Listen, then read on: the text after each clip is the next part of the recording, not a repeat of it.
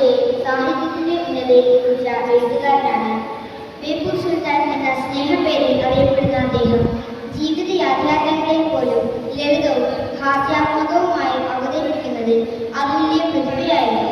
സ്വാതന്ത്ര്യ സമര സേനാനിയായ അദ്ദേഹം 1908 ജനുവരി 21 കോട്ടയം ജില്ലയിലെ വൈകുന്നേരത്തുള്ള തലവൻ പറമ്പിൽ ജനിച്ചു.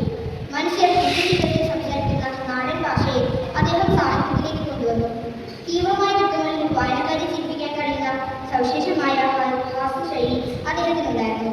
പ്രപഞ്ചത്തിന്റെ അവകാശങ്ങൾ മനുഷ്യർ മാത്രമല്ല, ഭൂമിയിലുള്ള സകല ജീവജാലങ്ങളുമാണ് എന്ന മഹത്തായ സന്ദേശം നൽകിയ ബഷീർ 1994 ജൂലൈ 5 അന്തരിച്ചു. അദ്ദേഹത്തിന്റെ കൃതികളിൽ ചിലതായ ബാല്യകാല സഖി, പാത്തുമ്മയുടെ ആട്, മതിലുകൾ, പാപ്പകരാണിണ്ടാണ് എന്നിവയിലെ ചില കഥാപാത്രങ്ങൾ നമുക്ക് പരിചയപ്പെടാം.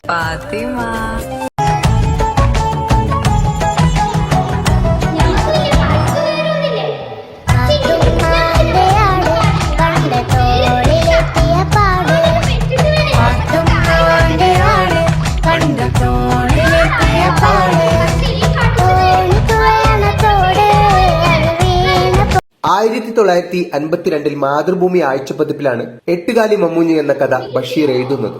അവിടെ നിന്നങ്ങോട്ട് എട്ടുകാലി മമ്മൂഞ്ഞ് എന്നത് ശൈലിയാണോ കഥയാണോ എന്ന് തിരിച്ചറിയാൻ വയ്യാത്ത വിധം മലയാളി അങ്ങോട്ട് ഏറ്റെടുക്കുകയായിരുന്നു. എവിടെയെങ്കിലും ഒരു സ്ത്രീക്ക് ഗർഭം കണ്ടാൽ അത് ഞമ്മളാണ് എന്ന് എട്ടുകാലി മമ്മൂഞ്ഞ് അന്ന് പറഞ്ഞു തുടങ്ങിയിട്ടുണ്ടായിരുന്നില്ല എന്ന് പറഞ്ഞുകൊണ്ടാണ് ആ കഥ ആരംഭിക്കുന്നത്.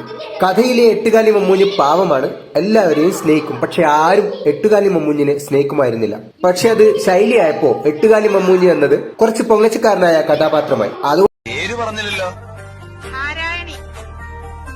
സുന്ദരമായ പേര്. വയസ്സ് 22. സുന്ദരമായ വയസ്സ്. നാരായണി, നമ്മളേതാണ്ട് ഒരുമിച്ചാണ് ഈ ജയിലിൽ വന്നത്. എനിക്കൊരു റോസാച്ചെടി തരുമോ? നാരായണി എങ്ങനെ അറിഞ്ഞു ഇവിടെ റോസാച്ചെടി ഉണ്ടെന്ന്? ജയിലല്ലേ, എല്ലാവരും അറിയും. ഇവിടെ രഹസ്യങ്ങളൊന്നുമില്ല. എന്റെ പ്രിയ സുഹൃത്ത് എങ്ങനെ വിനിയോഗിക്കുന്നു? ഞാനാണെങ്കിൽ എന്റെ ജീവിതത്തിലെ നിമിഷങ്ങൾ ഓരോന്നും സാറാമയോടുള്ള പ്രേമത്തിൽ കഴിയുകയാണ്. സാറാമയോ ഗാഠമായി ചിന്തിച്ച് മധുരോധാരമായ ഒരു മറുപടിയാൽ എന്നെ അനുഗ്രഹിക്കണമെന്ന് അഭ്യർത്ഥിച്ചുകൊണ്ട് താമരപ്പൂങ്കാവനത്തിൽ താമസിക്കും